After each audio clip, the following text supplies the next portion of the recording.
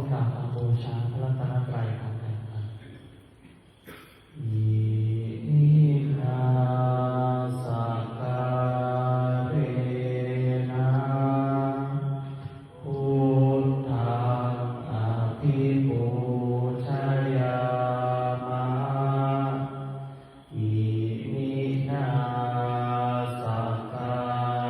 ระธัมมังอภิปูชยามะอิมินาสักการะสังฆังอภิปูชยามะ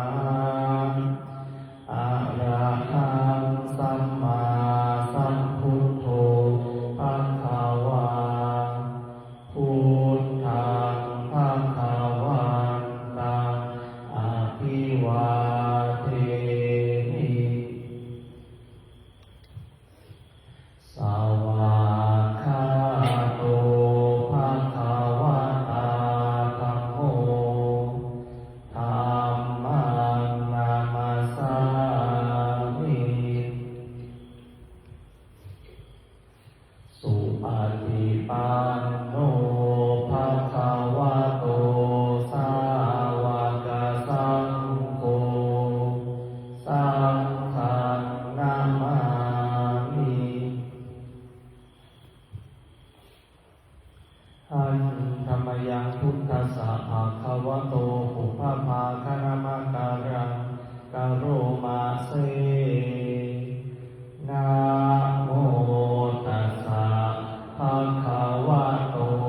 อะระหะโตสัมมาสัมพุทธัสสะนะโมตัสสะภะคะวะโต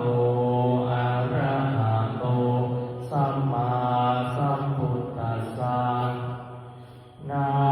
โมตัสสะภะคะวะโตอะระหะโตสัมมาสัมพุทธัสสะพุทธังสารนังคัจฉามิธัมมังสารนังคัจฉามิสังฆังสารนังคัจฉา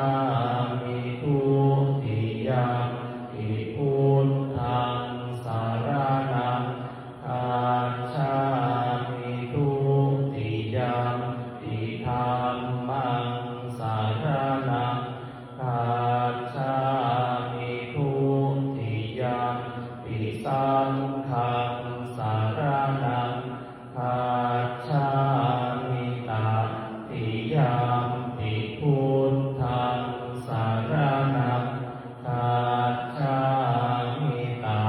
ติยัมปิธัมมังสารนังคัจฉา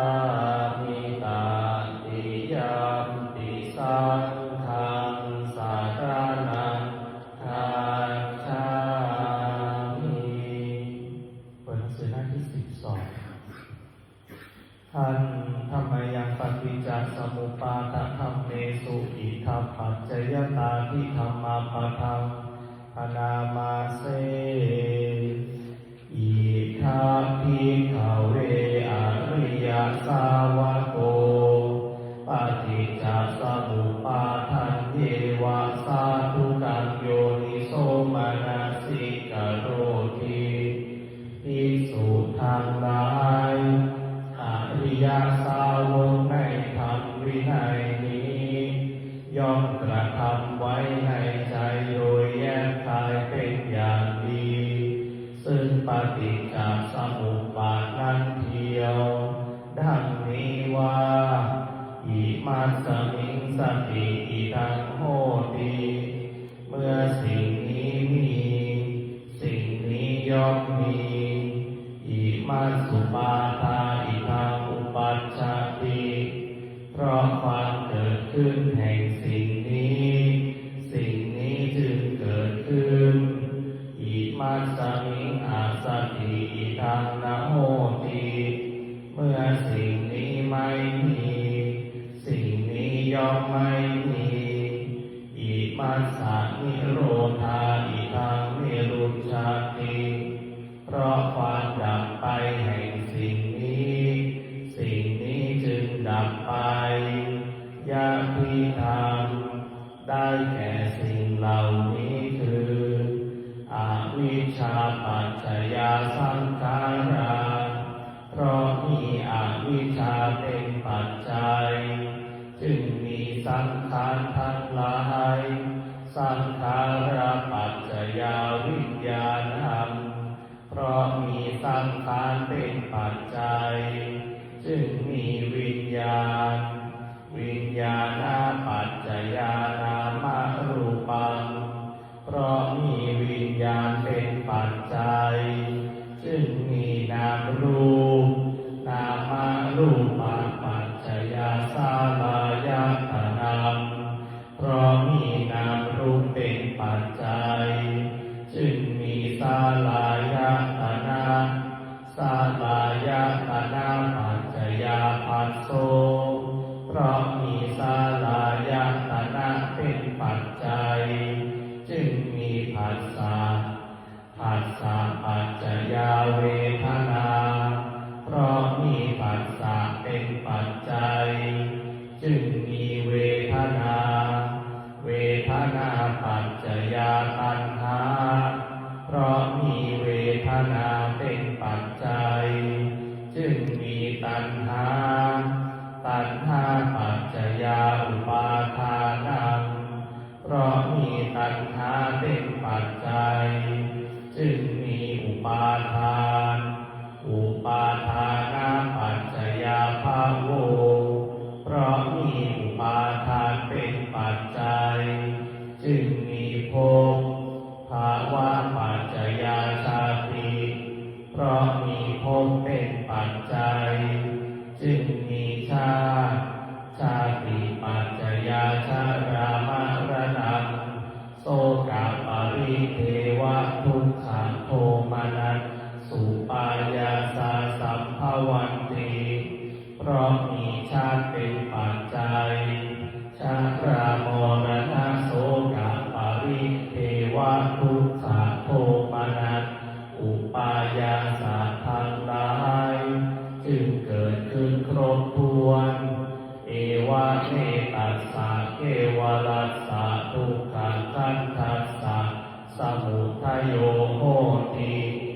ความเกิดขึ้นเพราะแห่งกองทุกข์ทั้งสิ้นนี้ย่อมมีด้วยอาการอย่างนี้อวิชชายาอเววะอาเสสะวิราคะนิโรธาสังขาระนิโรโธเพราะความจางคลายดับไปโดยไม่เหลือแห่งอวิชชานั้นเทียวจึงมีความดับแห่งสังขารสังขาระนิโรธาวิญญาณนิโรโธเพราะมีความดับแห่งสังขารจึงมีความดับแห่งวิญญาณวิญญาณ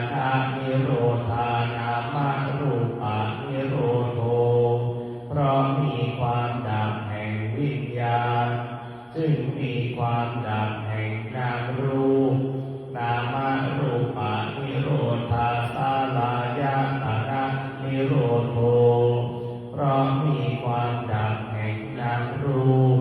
จึงมีความดับแห่งสาลายตนะสาลายตนะนิโรธาปัสสะนิโรโธเพราะมีความดับแห่งสาลายตนะจึงมีความดับแห่งผัสสะผัสสะนิโรธาเวทนานิโรโธเพราะมีความดับแห่งผัสสะจึงมีความดับแห่งเวทนาเวทนานิโรธาตัณหานิโรโธเพราะมีความดับแห่งเวทนาจึงมีความดับแห่งตัณหาตัณหานิโรธาอุปาทานะนิโรโธเพราะมีความดับแห่งตัณหาจึงมีความดับแห่งอุปาทานอุปาทา